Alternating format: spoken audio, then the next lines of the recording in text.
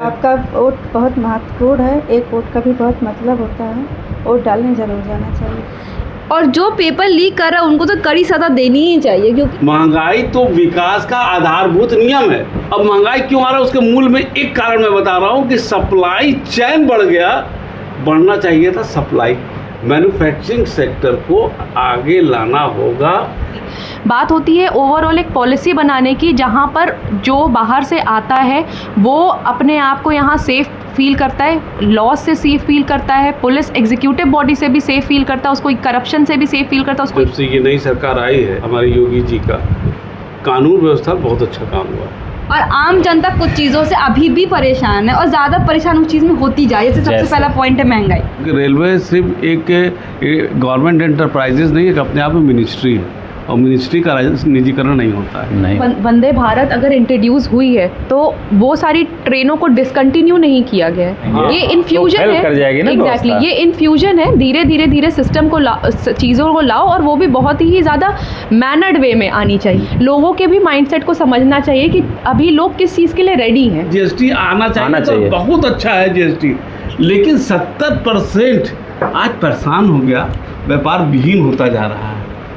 एक चीज़ ये, दूसरी चीज़ जब हम बहुत ज़्यादा ऑनलाइन ट्रांजैक्शन पर जा रहे हैं, बिजनेस कर रहे हैं, तो जो छोटा सा बिजनेसमैन है वो मारा जा रहा है। मतलब जब भी चुनाव होता था तो मंदिर मुद्दा लेके ही होता था। यहाँ कर्फ्यू लगता है, वहाँ दंगे होते थे, वहाँ फसाद होते थे, ये सब समस्या समाधान हो गया। नमस्कार, स्वागत है आप सभी का हमारे इस विशेष कार्यक्रम में।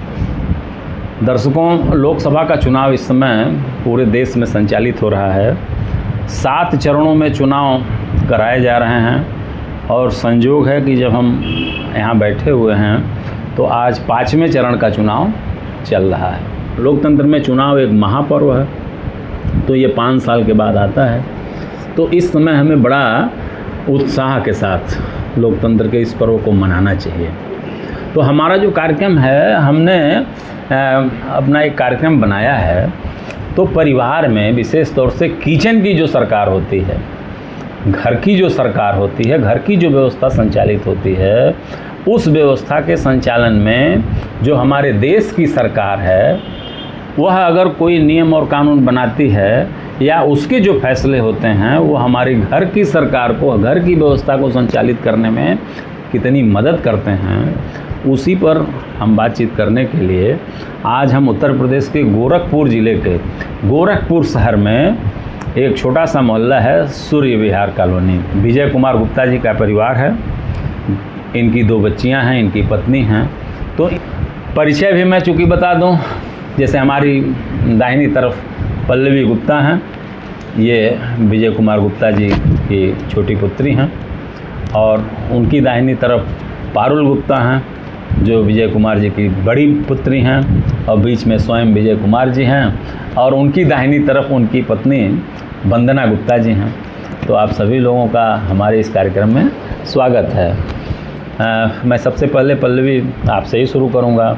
थोड़ा सा आप ये बताइए, जैसे मैंने नाम बता दिया है, लेकिन आप बताइए कि इस समय आप क्या कर रहे हैं, पढ़ाई आपकी क्या हो रही है? अभी मेरा बीएड चल रहा है। अच्छा, बीएड चल रहा है। तो कौन कौन सी विषय की पढ़ाई आपने किया है, क्या किया है इसके पहले? मास्टर्स इन इकोनॉमिक्स किया है, उसके बाद मैंने बैचलर्स ऑफ एजुकेशन कर रही। अच्छा। उसके बाद पीएचडी के लिए एनरोलमेंट देना। अच्छा, पीएचडी के लिए पीएचडी की तैयारी है? पीएचडी की तैयारी करनी है। तो ये बताइए कि लोकतंत्र में मतदान कितना ज़रूरी होता है, क्या कहेंगे आप, बताइए। तो मतदान ये ज़रूरी होता है, जैसे ये जो हमारा कंट्री वो लोगों से ही बनता है, और जो हम जिनको चुनेंगे वो हमारे लिए काम करेंगे। तो हमें इस बात का ध्यान रखना चाहिए कि वो हमारे लिए, जैसे हम पहले देखेंगे क्या वो हमने की हमारे लिए कर चुके हैं, फिर उसके अकॉर्डिंग हम लोगों को वोट देंगे, और फिर वो हमारी सरकार है, हमारी गार्जियन है।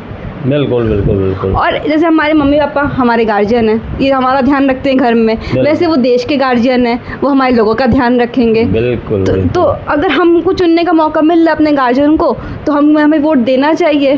बिल्कुल बिल्कुल। बताइए पारुल, आप जो है, आप क्या कर रहे हैं इस समय? मैं चार्टर्ड अकाउंटेंट हूँ। इंडिया में डेमोक्रेसी का सिस्टम है और डेमोक्रेसी का मतलब ही होता है of the people, for the people, by the people. बिल्कुल बिल्कुल। तो हर इंडिविजुअल की रिस्पॉन्सिबिलिटी बन जाती है, बिकॉज हम जो स्टेट हेड है, नेशन हेड है, उसको हम क्या बोलते हैं, head of the country. Head of the country. तो एक हेड ऑफ द कंट्री वो होना चाहिए जो एक पूरी पॉपुलेशन, पूरी जो डेमोग्राफी है उसको आगे लेके चले, एक सिंगल मोटिव के तहत नहीं, जो भी अपनी डेमोग्राफी है उसको लेके आगे चले। जो भी हमारे यहाँ डाइवर्सिटी है, प्रोफेशनल डाइवर्सिटी है या कल्चरल डाइवर्सिटी है या हर तरह की डाइवर्सिटी है, उस सबको लेके वो आगे बढ़े। एंड दैट्स, हाँ, ये होता है हेड। विजय जी आप बताइए। जो देखिए, सर्वप्रथम जो मेरा अपना विचार है, ये लोकसभा का चुनाव है। बिल्कुल बिल्कुल। और हम राष्ट्रीय सरकार चुन रहे हैं, न कि राज्य की सरकार। राज्य की। तो अब जनता से मेरा एक ही अपील रहेगा कि वो राष्ट्रीय मुद्दों के आधार पर लोकसभा का सदस्यों का चुनाव करें। इन विगत वर्षों में तमाम ऐसी चीज़ें हुई हैं कि जो बेरोजगारी के संदर्भ में पेपर लीक हुआ, तमाम चीज़ें हुई हैं। हमको युवाओं को फोकस करना चाहिए, क्योंकि यही आगे आने वाले समय में हमारे राष्ट्र के कर्णधारक हैं और इनके हितों की रक्षा अवश्य होनी चाहिए। राष्ट्रीय मुद्दा इस सर्वोपरि। आप बताइए वंदना गुप्ता जी, आप जो है बच्चियों की माँ हैं, विजय जी की पत्नी हैं। माना जाता है कि जो गृहिणी होती है वही गृह मंत्री होती है, या कहीं कहीं तो वही प्रधानमंत्री होती है। तो सरकार की मुखिया वही होती है ना। तो वोट जो है किस तरह से, क्या इस बार आपने क्या विचार बनाया है कि किस तरह के प्रत्याशी को आप अपना वोट देंगे, क्या कहेंगे आप? प्रत्याशी वो होना चाहिए जो जनता के मन की बात समझ सके। जनता के मन की बात समझ सके। हाँ। बिल्कुल। जनता की क्या समस्याएं हैं उनको समझ सके और उसी के आधार पे वो अपना कार्य करे। पल्लवी आप बताइए, आप तो जो है अर्थशास्त्र की स्टूडेंट हैं और अर्थशास्त्र पर आपका अध्ययन है, युवा हैं आप, एक युवा महिला हैं आप। तो आप से अगर मैं ये जानना चाहूँ कि आपका इस समय मुद्दा क्या हो सकता है चुनाव में? एक तो है, एक ज़्यादा फोकस करना चाहिए जॉब क्रिएशन के लिए। तो अगर हम यूथ के लिए देखें, क्योंकि मेन हमारी जो जनरेशन है वो यूथ जनरेशन, या जो हमारी पॉपुलेशन है वो यूथ की है। बिल्कुल बिल्कुल बिल्कुल। तो उनके जॉब क्रिएशन के लिए या वो उनके स्टार्टअप्स के लिए जो वो कर रहे हैं, उसके लिए अगर वो बहुत अच्छा योगदान दे सके, वो उनका बहुत एक मेन फोकस पॉइंट होना चाहिए गवर्नमेंट का। बताइए पारुल, आप बताइए, आपके दिमाग में क्या मुद्दा, आपने क्या सोचा है? गवर्नमेंट को ऐसा कंड्यूसिव इन्वायरमेंट या इस तरीके के इन्वायरमेंट को जनरेट करना चाहिए जहां पर बड़ी बड़ी कंपनीज इंडिया में आके इन्वेस्ट करें, क्योंकि एक गवर्नमेंट ही जॉब नहीं दे सकती, वो जॉब नहीं क्रिएट कर सकती, उसके साथ लिमिटेशन है। और अपनी जितनी पॉपुलेशन है, सब कोई गवर्नमेंट जॉब में नहीं जा सकता या अपने बनाए हुए स्टार्टअप्स पे नहीं जा सकता। तो एक इकनॉमी को ब्रॉडर सेंस में रखते हुए ऐसा इन्वायरमेंट क्रिएशन की बाहर की कंपनीज इंडिया में इन्वेस्ट करें, ताकि blue collar plus white collar job दोनों जनरेट हो। हाँ, अधिक से अधिक रोजगार क्योंकि आज अगर इकोनॉमिक में देखा जाए तो सबसे ज़्यादा हमारी सर्विस सेक्टर है, वो सबसे ज़्यादा जनरेट करती है। और सर्विस सेक्टर में आईटी सेक्टर का बूम है, क्योंकि इंडिया सबसे चीप लेबर प्रोवाइड करता है। तो हम अपनी यूथ की एनर्जी को इस तरफ हार्नेस करें, और सिर्फ जॉब क्रिएशन से नहीं, एक स्किल मैनेजमेंट, एजुकेशन, इस पे भी कोर्सेज वेरियस आने चाहिए, ताकि जो यूथ आ रहा है वो स्किल बेस्ड यूथ आए। तो नॉट जस्ट कि हम ब्लू कॉलर एम्प्लॉय प्रोड्यूस करें इकनॉमी में, हम बहुत ज़्यादा वाइट कॉलर इकनॉमी में अपने एम्प्लॉयज़ को प्रोड्यूस कर सके और इंडिया को एक दूसरे टैंजेंट पे ही ले जा सके। बिल्कुल बिल्कुल बिल्कुल।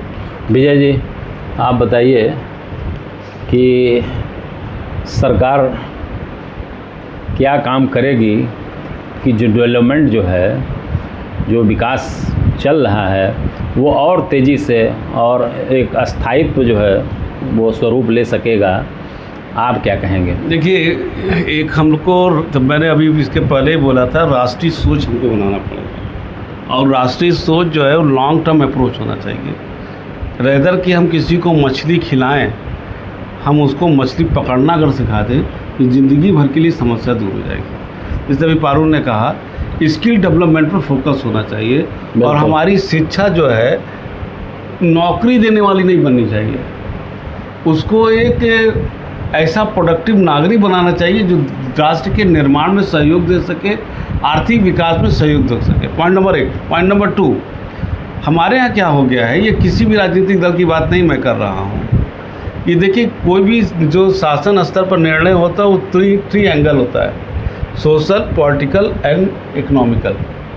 ये 3 एंगल पर काम चलता है और इसी पर निर्णय होता है। जबकि हर व्यक्ति आर्थिक मुद्दे पर बात करता है, लेकिन जब वोट डालने जाता है और सरकार इस चीज़ को समझ गई है, जो हमारे जनप्रतिनिधि हैं, कि ये उनका मुद्दा पॉलिटिकल और सोशल ज़्यादा हो गया है, आर्थिक पीछे छूट गया है। बिल्कुल बिल्कुल बिल्कुल। जिसका परिणाम ये हो रहा है कि हमारे बाद आज़ाद हुए राष्ट्र डेवलप कंट्री हो गए, हम आज भी डेवलपिंग कंट्री के रूप में गिने जा रहे हैं। अभी भी हम लोग कर रहे हैं, हम लोग डेवलप कंट्री होंगे।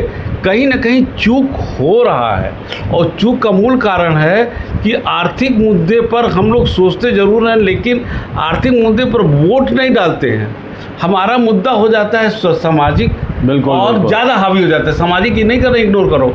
और गवर्नमेंट जो निर्णय लेती है आर्थिक, वो पूरा राजनीतिक निर्णय होता है, न कि आर्थिक। इसका परिणाम हुआ आज चाहे महंगाई हो, महंगाई एक नियंत्रण में होना चाहिए। और ये भी देखना है कि हमारा जो लोग हैं, कहते नहीं है कि क्या कहते हैं, जो डिवीज़न ऑफ लेबर ऐसे बना हुआ है, ये दूरी बढ़ती चली जा रही है। अमीर अमीर हो रहा है। आज की डेट में 2% हमारे लोग उस 70% हमारी रिसोर्सेज पर हावी है। बिल्कुल। ये कहीं ना कहीं दिखा रहा है कि जो जीडीपी बढ़ भी रहा है, अगर जीडीपी का हम पर कैपिटा जीडीपी निकाले तो निकल के आएगा सब, अंबानी का भी बराबर है, अडानी का भी, हम लोगों का भी। लेकिन जो ये गैप बढ़ रहा है, ये गैप खतरनाक दिशा बढ़ रहा है, इस पर रोक लगनी चाहिए, वो गैप कम होना चाहिए। बिल्कुल बिल्कुल। ये सोच ने, और इस तरीके से हमारा पॉलिसी आनी चाहिए, आर्थिक नीतियाँ आना चाहिए, जो ये गैप ख़त्म तो नहीं हो सकता, ये गैप कम हो। वंदना जी, आप बताइए, इस समय महंगाई कितना बड़ा मुद्दा है। आप तो मान लीजिए किचन की व्यवस्था आप देखती हैं, महंगाई बढ़े लेकिन इतना अनियंत्रित होके नहीं, इतना नहीं। हाँ। तो इस समय जो है, आप जानते हैं कि आपका प्रतिनिधि कौन है इस समय, लोकसभा का सदस्य कौन है इस समय, किसको आपने पिछली बार वोट दिया था, पता है आपको? रवि किशन जो है यहाँ के सांसद हैं ना, गोरखपुर। हाँ। गोरखपुर मुख्यमंत्री का इस समय ज़िला है। योगी आदित्यनाथ जी गोरखपुर के रहने वाले हैं और इस समय पूरे उत्तर प्रदेश में उनका शासन है। और रवि किशन जी यहाँ के सांसद हैं। हाँ।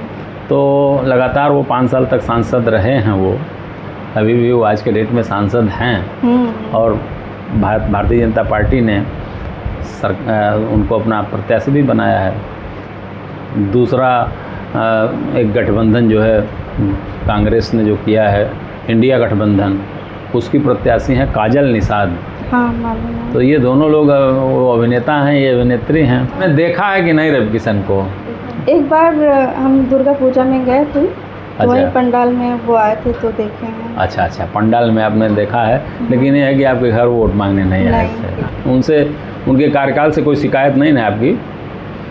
मान लीजिए गोरखपुर में उनसे ज़्यादा महत्वपूर्ण आदित्यनाथ जी हैं, तो बस अब वो हैं तो चाहे कोई रहे तो वो होता है। चलिए ठीक है। पल्लवी आप बताइए, तो जो सरकार की पॉलिसी है वो किस तरह से जो है सरकार को अपनी पॉलिसी बनानी चाहिए कि आम जनता महंगाई की चपेट में बहुत जल्दी ना आवे? एक फॉर्मर हमारे आरबीआई के गवर्नर रह चुके रघुराम राजन जी, उनका एक कॉन्सेप्ट पढ़ा था मैंने, डोसानॉमिक्स। बिल्कुल। तो उनके से एक एग्जांपल लेके बता रहे हैं उनके कॉन्सेप्ट का। जैसे मान लीजिए इनपुट प्राइसेस होते, कुछ चीज़ें हम लेके बनाते, तो डोसा बनाने के लिए प्याज, आलू, जो भी चाहिए, और हमारा जो इंडियन प्राइस है वो बहुत कुछ डिपेंड करता है इम्पोर्ट एक्सपोर्ट पे, इंटरनेशनल प्राइसेस पे डिपेंड करता है। बिल्कुल। तो बहुत चीज़ हम मंगाते हैं, बहुत चीज़ हम बाहर भेजते हैं, बहुत कुछ हमारा उस पर डिपेंड करता है। हमारे जो बाहर कुछ हुआ इंटरनेशनल, किसी वजह से प्राइसेस ज़्यादा हो गई, तो हमने सामान महंगे उसमें मंगाया, तो जो हमारे इनपुट प्राइसेस, जैसे डोसा का मान लीजिए प्याज का दाम बढ़ गया, तो उस समय के लिए डोसा का दाम बढ़ जाएगा। लेकिन अगर कुछ समय के बाद चीज़ें बैलेंस की जाती हैं और वो प्याज का दाम भले कम हो जाता है पर वो डोसा का प्राइस नीचे नहीं जाता है। नहीं जाता है। मतलब डोसा का तो मान लीजिए अगर चेंज भी हो जाए तो जो इस समय इंटरनेशनल मार्केट में जो तेल को लेकर के जो है सरकार कहती है कि तेल के प्राइस जो है इंटरनेशनल मार्केट से गवर्न होते हैं, ठीक है, तो तेल का प्राइस एक बार बढ़ गया अगर और उसके बाद टेम्पो का जो किराया 10 रुपया 15 रुपया हो जाता है, वो घटता नहीं है। तो इस पर जो है नियंत्रण, ये जो महंगाई है ना ये अस्थायी जो है स्वरूप ले लेती है। क्यों पारुल आप बताइए ज़रा, इसको आप डिस्क्राइब करिए। बढ़िया, आप इनकी बड़ी बहन हैं और आप जो है सीए हैं। महंगाई अगर कोई कहता है कि महंगाई बढ़े ना तो ये तो बिल्कुल ही एक फार सेंटेंस है। महंगाई तो अपने तर्ज पे बढ़नी चाहिए, तभी एक देश का विकास भी होता है, सब कुछ होता है। पर सिचुएशन वहाँ ख़राब होती है जब महंगाई अनियंत्रित तौर पे बढ़ती है। बिल्कुल अनियंत्रित तौर पे बढ़ने के लिए जहाँ तक मुझे लगता है कि पॉलिसी शॉर्ट टर्म चीज़ों को लेके ना रखी जाए कि चलो सब्सिडी दे देते ये दे देते, चीज़ें लेके चले लॉन्ग टर्म जहाँ पर वो इंफ्रास्ट्रक्चर डेवलप करे। तेल का दाम अगर बढ़ता घटता है क्योंकि हमारी डिपेंडेंसी है कि हम बाहर से लेते हैं, तो क्यों ना हम रिज़र्व क्रिएट करें यहाँ पर ही कि जब सस्ता हो तो हम लेके रिज़र्व रख लें। जैसे अपने घर पे भी होता है, जब चीज़ें थोड़ी सस्ती होती है तो हम थोड़ा ज़्यादा लेके रख लेते हैं। तो अगर ये चीज़ घर पे चल सकती है कि हमारे पास एक फ्रिज है, फ्रिज छोटा हुआ तो थोड़ा बड़ा ले लेते हैं, तो उसी तरीके से ऐसे रिज़र्व क्रिएट करो। हमें अपनी पॉलिसी सिर्फ करंट सिचुएशन को देख के नहीं बनानी चाहिए, हमें अपनी पॉलिसी सरकार को भी 5 साल अगर है तो 5 साल को मद्देनज़र रखते हुए अपनी पॉलिसी बनानी चाहिए कि इंफ्रास्ट्रक्चर उस तरीके से डेवलप करें। जैसे ये प्याज हर साल हो जाता है, बिल्कुल, तो क्यों ना हम अपने कोल्ड स्टोरेज के फैसिलिटी को, वेयर हाउसिंग के फैसिलिटी को इस तरीके से बढ़ाएं, अच्छा करें ताकि ये चीज़ कभी आए ना। और अपने हमारे पास इतने साइंटिस्ट हैं, इतनी साइंस भी आगे बढ़ चुकी है कि इन सारी चीज़ों को हम ड्राई फॉर्म में या किसी भी फॉर्म में रख सकते हैं। बिल्कुल बिल्कुल। तो मुझे लगता है कि पॉलिसी इस तरीके से भी फ्रेम करे जो आगे जाके आपके इंफ्रास्ट्रक्चर और ये सारी चीज़ों को हार्नेस करे। विजय जी आप बताइए, जैसे बच्चियों ने बताया, बहुत बेहतर तरीके से परिभाषित करने का प्रयास किया है इन लोगों ने। जैसे सरकार का काम जो है वो एक व्यवस्थापक की भूमिका का निर्वहन करती है सरकार। जो कांस्टेंट वोल्टेज ट्रांसफार्मर की बात मैंने कहा था पल्लवी कि जो है घर में बिजली अगर फ्लक्चुएट करे बाहर और उसी तरह से घर में भी फ्लक्चुएशन हो तो हमारा ट्यूबलाइट जल जाएगा, हमारा बल्ब जल जाएगा। तो उसके लिए हम एक CVT लगा देते हैं, कांस्टेंट वोल्टेज ट्रांसफार्मर लगा देते हैं कि जो बाहर का फ्लक्चुएशन है वो रोक करके और कांस्टेंट लाइट हमारे घर में दे। यही काम गवर्नमेंट का होता है। क्या कहेंगे आप? देखिए, अभी मैंने बोला, जो पारुल और इन लोगों ने भी बोला, हमको दूरदर्शी होना पड़ेगा आर्थिक नीतियों पर। हमारी इकॉनमी मूलतः एग्रीकल्चर बेस्ड थी। हमको डेवलप कंट्री होना चाहिए तो हमको जो है मैन्युफैक्चरिंग सेक्टर की तरफ जाना चाहिए था। लेकिन थोड़ा गड़बड़ी क्या हो गई due to so many reason, हमारी इकॉनमी एग्रीकल्चर सेक्टर से जंप लगा दी सर्विस सेक्टर पर और वो गैप बन गया मैन्युफैक्चरिंग सेक्टर पर। आज मैन्युफैक्चरिंग सेक्टर और विगत वर्षों में हम मैन्युफैक्चरिंग सेक्टर का GDP में 14% योगदान है, जबकि सर्विस सेक्टर 52% दे रहा है। तो मैन्युफैक्चरिंग सेक्टर को, चाइना और हमारे में यही अंतर है कि चाइना मैन्युफैक्चरिंग सेक्टर पे चली गई और हम जो है सर्विस सेक्टर में आ गए और सप्लाई की चेन जो है बढ़ा दिए, सप्लाई नहीं बढ़ा पाए। अब फोकस करना चाहिए सप्लाई, मैन्युफैक्चरिंग सेक्टर को आगे लाना होगा। एग्रीकल्चर सेक्टर से जो सर्विस सेक्टर पर शिफ्ट हो रही थी, सर्विस सेक्टर को तो रहने दीजिए, लेकिन जो सरप्लस पॉपुलेशन है उसको हमको उस पर आना पड़ेगा मैन्युफैक्चरिंग सेक्टर पर। जब मैन्युफैक्चरिंग सेक्टर पाएंगे और एक्सपोर्ट ओरिएंटेड इंडस्ट्रीज बनाएंगे, एक्सपोर्ट बढ़ेगा, भारतीय मुद्रा भी मजबूत होगी और हमारा देश तब जाकर के आर्थिक रूप से मजबूत हो जाएगा। हमारे यहाँ लोग थोड़ा सा, विशेष रूप से अगर हम इस एरिया की बात करें, क्योंकि इसी एंटरप्रेन्योरशिप पर हमारा अपना रिसर्च भी है, हमारे यहाँ लोग बिजनेस दुकान माइंडेड लोग हैं, न कि मैन्युफैक्चरिंग माइंडेड।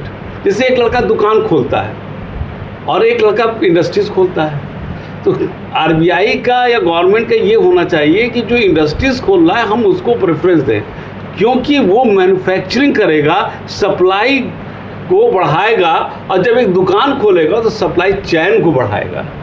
हमको सप्लाई बढ़ाना है, मैन्युफैक्चरिंग सेक्टर की ओर इकॉनमी को ले जाना है। वंदना जी, आप बताइए, तो योगी जी का शासन कितना बढ़िया आपको लग रहा है? क्या कहेंगे? अब तो 7 साल हो गया उनको नहीं, कुछ सेंट्रल में, तो कुछ मामलों में तो बहुत अच्छा है। खराब किस में है? खराब ऐसा नहीं है, लेकिन अच्छा है। अच्छा, क्योंकि मोदी जी किस में बहुत अच्छे हैं?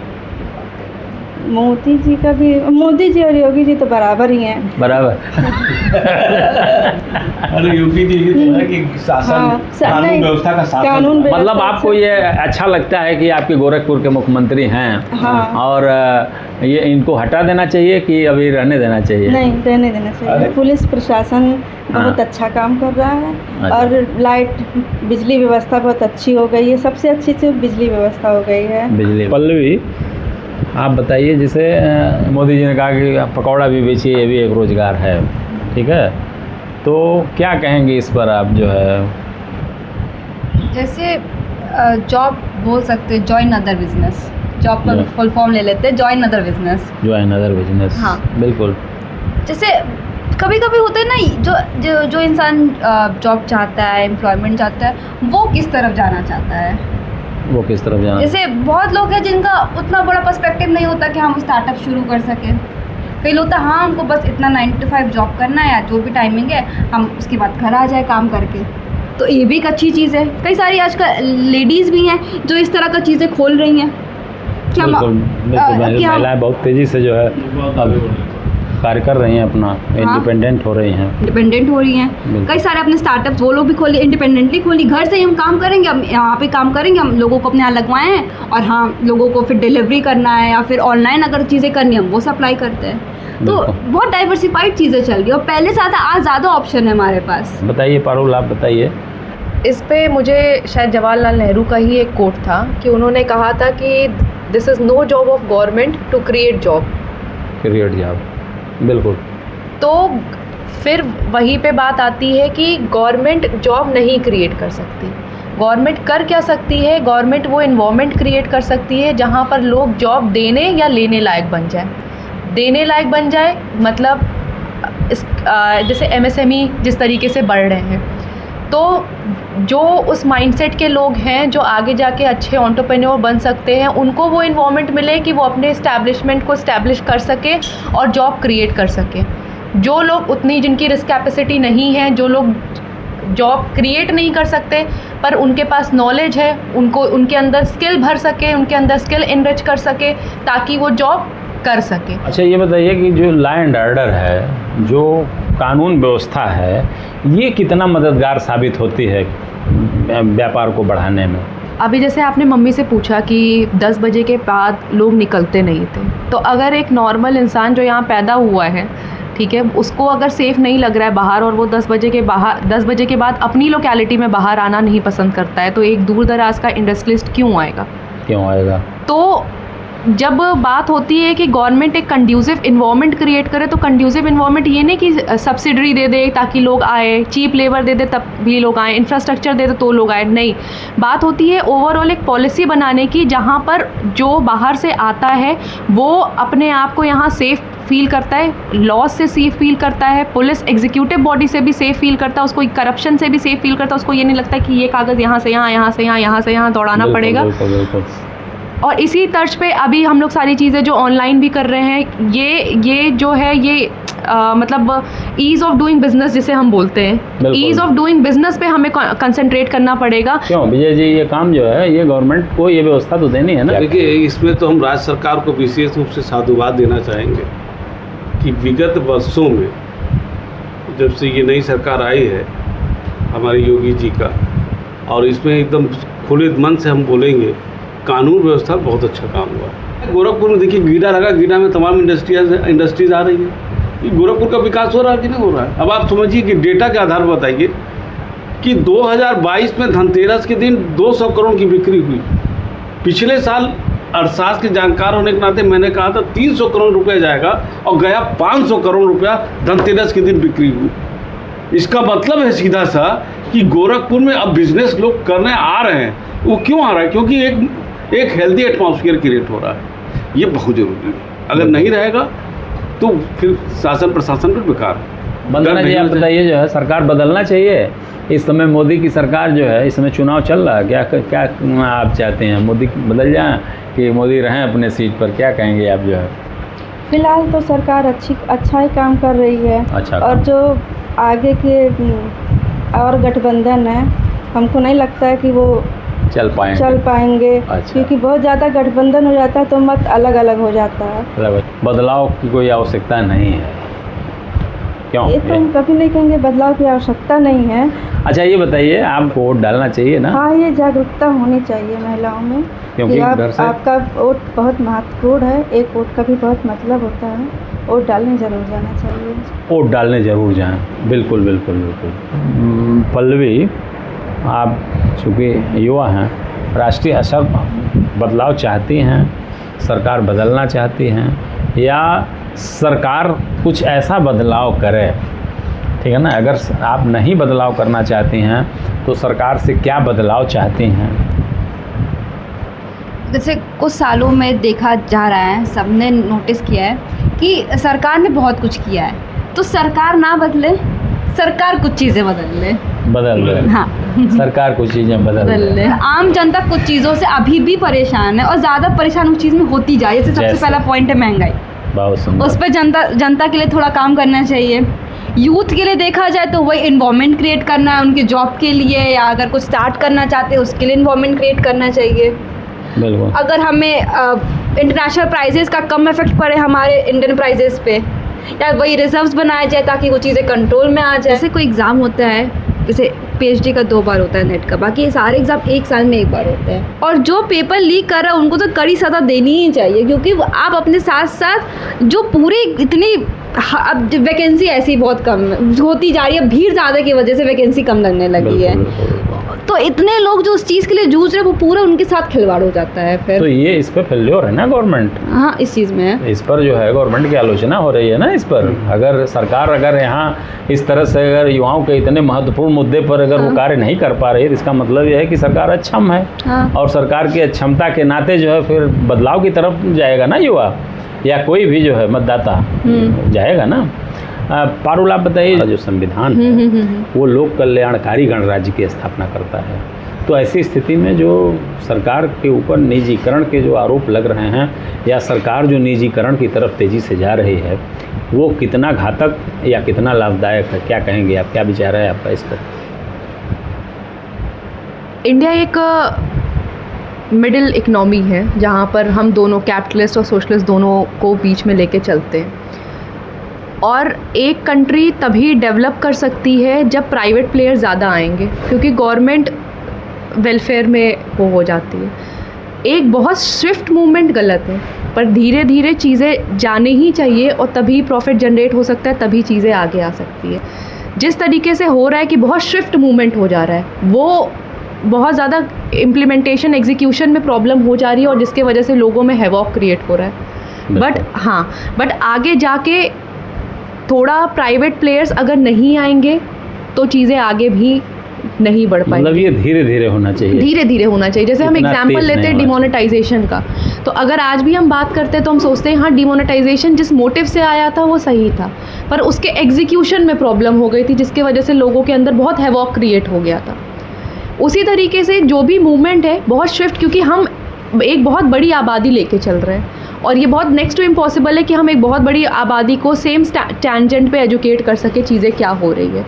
तो चीज़ें जब धीरे धीरे होती हैं तो लोग उसको एक्सेप्ट करते हैं और उसके साथ आगे बढ़ते हैं, पर जब एक स्विफ्ट मूवमेंट होता है तो एक डिस्ट्रस्ट, सरकार की तरफ डिस्ट्रस्ट क्रिएट होता है और लोगों के अंदर हैवॉक क्रिएट होता है, और जिसके वजह से चीज़ें बहुत ज़्यादा मेस्ड अप हो जाती हैं। जी, जैसे निजीकरण का जो सवाल है, तो निजीकरण कई तरह से होता है। गवर्नमेंट सेक्टर के जो महत्वपूर्ण विभाग हैं उसमें निजीकरण जो है कितना घातक है, क्या कहेंगे आप? जो पारुल ने कहा 100% हम उसको एग्री करते हैं कि हम लोगों को होना तो चाहिए। जैसे अभी आपने रेलवे कहा, रेलवे का निजीकरण नहीं हो रहा है, रेलवे के सर्विसेज का निजीकरण हो रहा है। पहले तो वाले हम लोग कॉन्सेप्चुअल मिस्टेक कर रहे हैं, रेलवे का नहीं हो रहा है, और रेलवे करना चाहिए ना, उम्मीद है भविष्य में भी होगा, क्योंकि रेलवे सिर्फ एक गवर्नमेंट एंटरप्राइजेज नहीं है, अपने आप में मिनिस्ट्री है, और मिनिस्ट्री का निजीकरण नहीं होता है, नहीं होना चाहिए। सर्विस भी जो है, लेकिन सर्विस का जो कि जहाँ आप 200 रुपये में एक गरीब आदमी चला जाता है गोरखपुर से लखनऊ, और वहीं वंदे भारत से जब जाएगा तो 1600 रुपये वो लगा के नहीं जा पाएगा। अगर वो वंदे भारत अगर इंट्रोड्यूस हुई है तो वो सारी ट्रेनों को डिसकंटिन्यू नहीं किया गया है। बिल्कुल। तो अगर आपकी ये बात है कि आपकी पॉकेट कितनी गवारा कर रही है। अगर आपकी पॉकेट गवारा कर रही है कि आप वंदे भारत की टिकट लेके जा सकते हैं तो भी आप गोरखपुर से लखनऊ वंदे भारत लेके जा सकते हैं। अगर आपकी पॉकेट गवारा नहीं कर रही है तो भी वो सर्विसेज अभी भी हैं, वो 200 रुपये में गलत लेकिन हो जाता। उसका नुकसान जो है ना गवर्नमेंट को, जैसे इस समय जो है खबरें आ रही हैं ना कि बिल्कुल खाली जा रही है वंदे भारत, तो उसका नुकसान कौन झेलेगा? तो राष्ट्र का नुकसान है ना वो, खाली गाड़ी आप अगर लेके। पर इस तरीके से तो फिर डेवलपमेंट ही नहीं होगा, क्योंकि फिर हम बोलेंगे अभी अगर वंदे भारत खाली जा रही हो तो बुलेट को भी नहीं लाना चाहिए। तो जो कहना है ना, जैसे आपका जो कहना है कि जो सिस्टम से करना चाहिए, धीरे धीरे करो। कई बार आप पूरे देश में वंदे भारत चला देंगे, ये इन्फ्यूजन है, कर जाएगी ना। एग्जैक्टली, ये इन्फ्यूजन है। धीरे सिस्टम को चीज़ों को लाओ, और वो भी बहुत ही ज़्यादा मैनर्ड वे में आनी चाहिए, कैलकुलेटेड वे में आनी चाहिए। ये नहीं कि हमने अगर डेवलपमेंट भी कर लिया तो डेवलपमेंट को भी थोप दो। लोगों के भी माइंडसेट को समझना चाहिए कि अभी लोग किस चीज़ के लिए रेडी हैं। बिल्कुल ये सही है। राजनीति नहीं होना चाहिए। ये नहीं है कि बात बहुत सिंपल सी ये है कि आप, जैसे ये तो बहुत सिंपल सी एग्जांपल हो गया कि अभी इंटरनेट गांव में आया नहीं, आपने बोल दिया सारा चीज़ ऑनलाइन ही होगा। तो ये बात होती है कि पहले आप उसको थोड़े फेज्ड मैनर में आप धीरे इम्प्लीमेंट करो, लोगों के पास बेसिक चीज़ें आ जाए, उसके बाद आपको डेवलपमेंट को भी फेज्ड मैनर में आना चाहिए। बिल्कुल एक टर्न अराउंड 360 डिग्री एक दिन में अगर आप बोलो कि हम कर दें, लोग भी उसको एक्सेप्ट नहीं कर पाएंगे, और फिर वो डेवलपमेंट नहीं, वो कुछ और ही बन जाएगा। बिल्कुल वो नुकसानदेह हो सकता है ना। वो बताइए विजय जी। नहीं, एकदम हम सहमत हैं कि निजीकरण एक जो है एक क्या कहते समय और नीति उसको ले करके होना चाहिए, धीरे लेकिन होना चाहिए। एक चीज़ देखिए, बहुत मोटा हम लास्ट में जो बोलना चाहेंगे वो है, हमारी इकॉनमी का 70%, जो क्वेश्चन आपने पूछा जो मेरे दिमाग में बहुत नहीं बताइए। अरे आप बिल्कुल 70% अनऑर्गेनाइज सेक्टर में लोग हैं, और सरकार की जो मूलतः नीतियाँ आती है वो ऑर्गेनाइज सेक्टर की आते हैं। जैसे मान लीजिए नोटबंदी था या GST है, उससे क्या हुआ कि 70, देखिए जॉब कैसे लॉस हो रहा है, देखिए समझिएगा कि 70% तो बेचारे मारे गए। पूरा देश के पॉपुलेशन का 70% अनऑर्गेनाइज सेक्टर में है। क्या वो मार दिया गया GST की वजह से? ठीक है, GST आनी चाहिए, लेकिन जो पारुल ने कहा कि हमको कब लाना और कैसे लाना, इस पर होना चाहिए। ये महत्वपूर्ण होता है। 70 GST एकदम आनी चाहिए, क्योंकि WTA का हमारा एग्रीमेंट है, वो हम रोक ही नहीं सकते थे। जो लोग कहते हैं वो फालतू बात करते हैं। GST आना चाहिए तो बहुत अच्छा है GST, लेकिन 70% आज परेशान हो गया, व्यापार विहीन होता जा रहा है। एक चीज़ ये, दूसरी चीज़, जब हम बहुत ज़्यादा ऑनलाइन ट्रांजैक्शन पर जा रहे हैं, बिजनेस कर रहे हैं, तो जो छोटा सा बिजनेसमैन है वो मारा जा रहा है। हमको जॉब क्रिएट करना है। सिर्फ मैंने कहा कि जब आप ऑनलाइन सेक्टर को बहुत ज़्यादा बिजनेस करने लगोगे और बहुत तेज़ी से, जैसे अब 70% को हम ध्यान नहीं दिया, हमने ये ला कर दिया, वो कर दिया, हुआ क्या? कॉर्पोरेट सेक्टर मजबूत होता चला गया, और जो गैप था, फिर से आ रहे हैं वही मैक्रो लेवल पर, जो गैप था हमारे इकोनॉमी में, हैव्स एंड हैव्स नॉट को बढ़ गया। उसको ये सरकार समझ नहीं पाई, और 70% आबादी मार दी गई। बिल्कुल इससे नुकसान हुआ। और इसका वो 70% आबादी में मैक्सिमम टैक्स नहीं दे रहे थे, लेकिन वो रोजगार थे, वो रोजगार कर रहे थे, और कहीं ना कहीं इनकम टैक्स अगर नहीं दे रहे थे तो अपने छोटे छोटे सामानों पर GST तो दे रहे थे।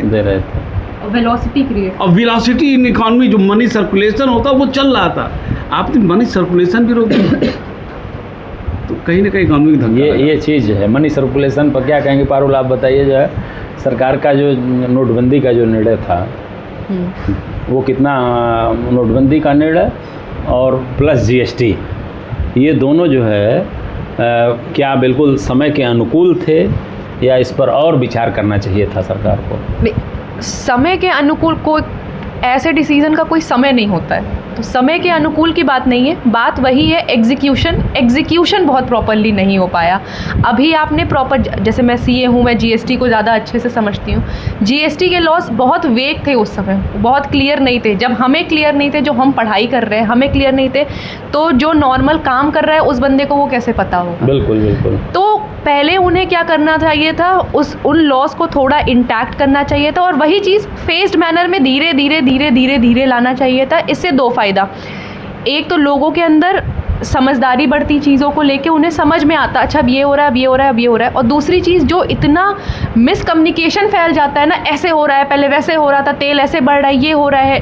चीज़ अच्छी थी पर चूँकि बस आके थोप दी गई, इसके वजह से समझ में किसी को नहीं आया और जीएसटी एक पहेली बन के रह गई। बिल्कुल। बताइए वंदना जी, अब आप बताइए, अब आखिरी जो है फाइनल कमेंट मैं ले रहा हूँ। मोदी जी की सरकार जो है वो कहती है कि हमारे समय में राम मंदिर बन गया, बहुत बड़ा आंदोलन था। हमारे समय में हमने 370 धारा कश्मीर में जो थी उसको हटा दिया, और हिंदू मुस्लिम की जो बात की जाती है, ये इस चुनाव में कितना बड़ा मुद्दा है, इसको कहीं आप सुन रहे हैं, ये कहीं आ रहा है जो है? नहीं, आ नहीं रहा, लेकिन इससे समस्या बहुत ज़्यादा थी। समस्या थी? हाँ, मंदिर बनना चाहिए था, बन गया। बनना चाहिए, नहीं बनना चाहिए वो अलग बात है, लेकिन एक समस्या, मतलब जब भी चुनाव होता था तो मंदिर मुद्दा लेके ही होता था, तो मुद्दा खत्म हो गया, एक बवाल खत्म हुआ। नहीं तो एक तनाव होता था जब चुनाव आता था। उसके बाद फिर यहाँ कर्फ्यू लगता है, वहाँ दंगे होते थे, वहाँ फसाद होते थे, ये सब समस्या समाधान हो गया। समाधान हो गया, ये चीज़ है, ये पॉइंट बढ़िया है बिल्कुल आपका। विजय जी आप बताइए जो है कि जो चुनाव में जो इस्तेमाल किया जाता है धर्म की और जाति की जो को लेकर के जो राजनेता जो वोट मांगते हैं, कितना आज के समय में, आज के आधुनिक समाज में या आज के आधुनिक समय में कितनी इसकी प्रासंगिकता रह गई? देखिए सीधी सी बात बताएं, होटल वाला वही खाना खिलाता है जो ग्राहक पसंद करता है। हम लोग 5.5 साल में 4.5 साल विकास की बात करते हैं, लेकिन जब वोट डालने आता है तो जाति धर्म के नाम पर ही वोट डालते हैं। नेता लोगों को मालूम है तो वो हमारे भावनाओं से खेल जाते हैं, खत्म बात, भले हमको सुधरना पड़ेगा। तो वोट जो है गलत है, धर्म और इस पर नहीं होना चाहिए। वोट की निष्क्रियता जो है, जो वोट देने नहीं लोग जाते हैं, वोट परसेंटेज जो लगातार जो है डाउन हो जा रहा है, हाँ। इंक्रीज नहीं करता है, क्या कहेंगे आप मतदाताओं से? देखिए दोनों चीज़ है, लोगों को आना चाहिए और ये सोचना भी चाहिए चुनाव आयोग और हमारे कोर्ट और हमारे शासन को लोग क्यों नहीं निकल रहे हैं। बताइए पारुल, आप बताइए क्यों नहीं वोट जो है लोग? एक प्रॉब्लम जो मैं खुद फेस करती हूँ वो ये है, अब जॉब कहीं और पे है, तो अब जहाँ पर एक हम इंडिया को वन इंडिया एक ग्लोब उस पर बात करते हैं, वहाँ पर फिर वापस अपनी कॉन्स्टिट्यूंसी में आना, छुट्टी नहीं भी मिल पाती है, आने जाने में दिक्कत हो सकती है, आने जाने में दिक्कत होता है। तो वहाँ वो मेरे हिसाब से वो भी एक बहुत बड़ा मैटर है, क्योंकि जनरल पब्लिक इधर उधर छितरी पड़ी हुई है, अपनी कंस्टिट्यूंसी में नहीं आ पाती है वोट। जमाना इंटरनेट का है तो कम से कम सरकार को ये व्यवस्था होनी चाहिए कि हम जयपुर से हम गोरखपुर अपना वोट डाल दें। हाँ, और सर्टेनली अगर इस तरीके से होगा तो वोट परसेंटेज बहुत ज़्यादा बढ़ जाएगा, क्योंकि फिर किसी को ट्रैवल नहीं करना पड़ेगा। बट ये भी लाने से पहले फिर वही बात, पहले इसका मैकेनिज्म इतना सुदृढ़ करना पड़ेगा कि इसका गलत यूज ना हो सके। साइबर लॉ हमारा मजबूत, हमारे साइबर लॉ को मजबूत करना पड़ेगा, अपनी मैकेनिज्म इतना मजबूत करना पड़ेगा कि इसका मिसयूज ना हो सके। और राष्ट्रीय स्तर पर 2 युवा चेहरे, राहुल गांधी और उनकी बहन प्रियंका गांधी, तो ये दोनों लीडर जो है किस तरह से देश के लिए उपयोगी हो सकते हैं, क्या कहेंगे? से हमने मोदी पर भी सवाल किया है, हमने योगी पर भी सवाल किया है, तो हमारा ये दायित्व बनता है कि राष्ट्रीय स्तर के इंटेलेक्चुअल है, भविष्य की संभावना है, इंटेलेक्चुअल है, बट उनको थोड़ा डीप डाउन और घुसना पड़ेगा और इंडिया की एस्पिरेशन और मेहनत करना पड़ेगा। इंडिया की एस्पिरेशन क्या है उसको समझना पड़ेगा। इंटेलेक्चुअल लेवल पे दे आर गुड, बट अभी नेशनल लेवल पे अगर वी आर टॉकिंग तो थोड़ा सा होमवर्क की जरूरत। अच्छा, क्यों पल्लवी? बताइए पल्लवी, आप बताइए जो है अभी राहुल गांधी और प्रियंका गांधी जो है युवाओं को कितनी तेज़ी से प्रभावित कर पा रहे हैं? इंटेलेक्चुअल है, और कांग्रेस एक समय पे एक मजबूत पार्टी हुआ करती थी, अभी भी बहुत मजबूत पार्टी है, पर एक तरीके से कुछ समय तक कांग्रेस का ही था सब कुछ था। जब हम इंडिपेंडेंट हुए थे तब से कांग्रेस है, बिल्कुल बिल्कुल, उससे पहले से ही कांग्रेस है। लोग वोट डालने निकले, तुम्हारे जैसे युवा, हाँ। महिलाएं वोट डालने निकले, क्या बताओगे? बोलो, संदेश दो युवाओं को। कि भाई आप लोग वोट डालें, क्योंकि राष्ट्र के निर्माण में आपका बड़ा महत्वपूर्ण योगदान है ना? क्या बताएंगे? इंडिया की अभी बताया गया ना 65% पॉपुलेशन यूथ है, और हमें वोट देना चाहिए, क्योंकि हम बताएं गार्जियन हमें सेलेक्ट करना है अपना, वो हमारे लिए काम करेगी। लेकिन अगर आप वोट नहीं डालने जाते हैं तो अगर कुछ चीज़ें आपके नहीं होती, आप कंप्लेन नहीं कर सकते फिर उस चीज़ के लिए, क्योंकि आपने उस चीज़ के लिए आप नहीं कंट्रीब्यूट किया। कंट्रीब्यूशन बहुत इंपॉर्टेंट है, क्योंकि ये हमारे रिप्रेजेंटेटिव हैं जो हमें चुनना चाहिए।